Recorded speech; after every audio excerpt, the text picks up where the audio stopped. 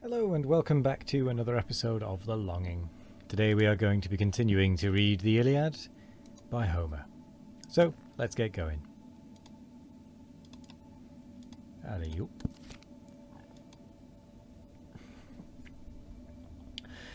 His warm entreaty touched Saturnia's ear. She bade the ignipotent his rage forbear. Recall the flame, nor in a mortal cause infest a god the obedient flame withdraws. Again the branching streams begin to spread, and softly murmur in their wonted bed. While these by Juno's will the strife resign, the warring gods in fierce contention join. Rekindling rage each heavenly breast alarms, with horrid clangour shock the ethereal arms. Heaven in loud thunder bids the trumpet sound, and wide beneath them groans the rending ground. Jove as his sport the dreadful scene descries, and views contending gods with careless eyes. The power of battles lifts his brazen spear, and first assaults the radiant queen of war. What moved thy madness thus to disunite? What moved thy madness thus to disunite ethereal minds and mix all heaven in fight? What wonder this, when in thy frantic mood thou drovest a mortal to insult a god? Thy impious hand Tydides' javelin bore, and madly bathed it in celestial gore. He spoke and smote the long resounding shield, which bears a Jove's thunder on its dreadful field. The adamantine aegis of her sire, that turns the glancing bolt and forked fire. Then heaved the goddess in her mighty hand a stone the limit of the neighbouring land. There fixed from eldest times, black craggy vast, this at the heavenly homicide she cast. Thundering he falls, a mass of monstrous size, and 7 broad acres covers as he lies. The stunning stroke his stubborn nerves unbound, loud o'er the fields his ringing arms resound. The scornful dame her conquest views with smiles, and glorying thus the prostrate god reviles. Hast thou not yet in satiate fury known how far Minerva's force transcends thy own? Juno, whom thou rebellious darest withstand, corrects thy folly thus by Pallas' hand. Thus meets thy broken faith with just disgrace, and partial aid to Troy's perfidious race. The goddess spoke and turned her eyes away, that beaming round diffused celestial day. Jove's Cyprian daughter, stooping on the land, lent to the wounded god her tender hand. Slowly he rises, scarcely breathes with pain, and propped on her fair arm forsakes the plain. This the bright empress of the heavens surveyed, and, scoffing, thus to war's victorious made. Lo, what an aid on Mars' side is seen, the smiles and love's unconquerable queen. Mark with what insolence in open view she moves, let Pallas, if she dares, pursue. Minerva smiling heard the pair o'ertook, and slightly on her breast the wanton struck. She unresisting fell, her spirits fled, on earth together lay the lovers spread. And like these heroes be the fate of all, Minerva cries, who guard the Trojan wall. To Grecian gods such let the Phrygian be, so dread, so fierce as Venus is to me. Then from the lowest stone shall Troy be moved, thus she and Juno with a smile approved. Meantime to mix in more than mortal fight, the god of ocean dares the god of light. What sloth has seized us when the fields around ring with conflicting powers, and heaven returns the sound? Shall ignominious we with shame retire, no deed performed to our Olympian sire? Come, prove thy arm, for first the war to wage suits not my greatness or superior age. Rash as thou art to prop the Trojan throne, forgetful of my wrongs and of thy own. and guard the race of proud Laomedon. Hast thou forgot how at the monarch's prayer we shared the lengthened labours of a year?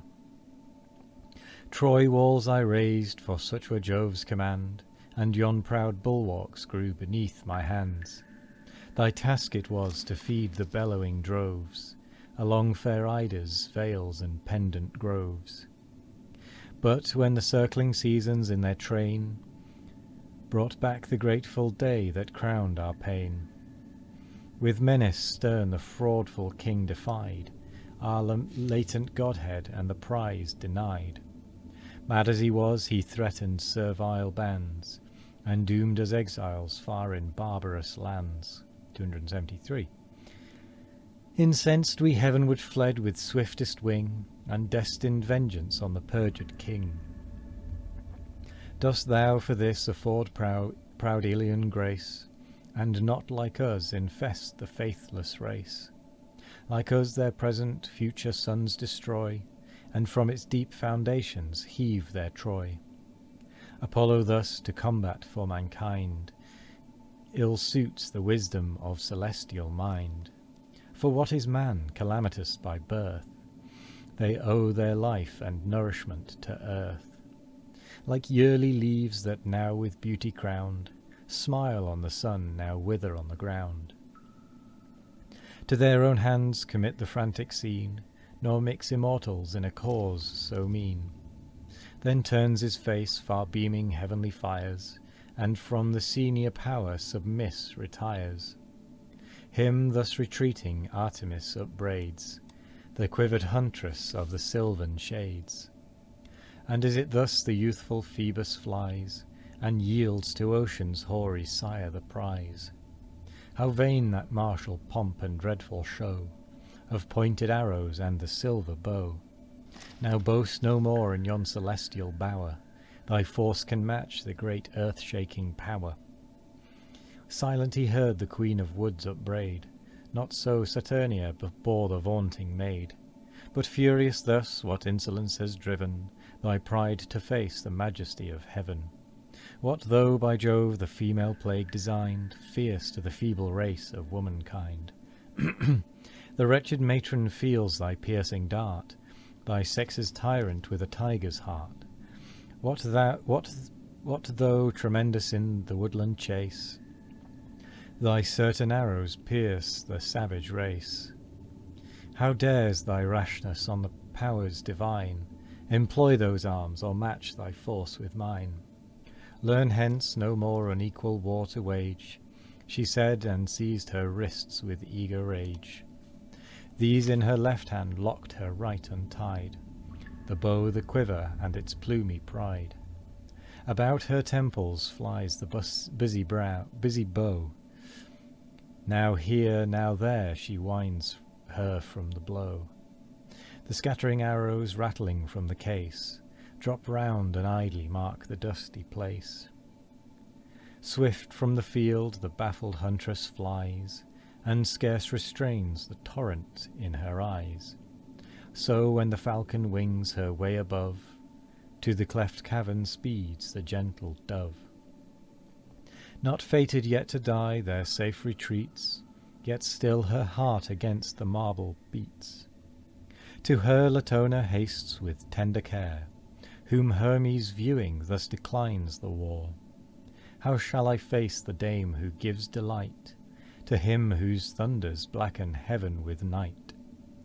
Go, matchless goddess, triumph in the skies, and boast my conquest while I yield the prize.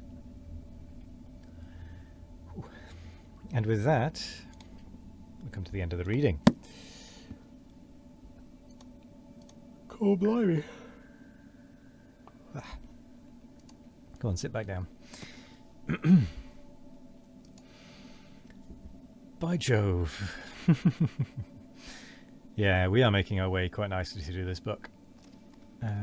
Well, the last bit of the Iliad, we are quite nicely making our way through it. So, I will say, my usual, thank you very much for joining us this evening. I hope you all have a wonderful morning, evening, afternoon or night, No matter what time of day it is, I hope you all have a wonderful one of it.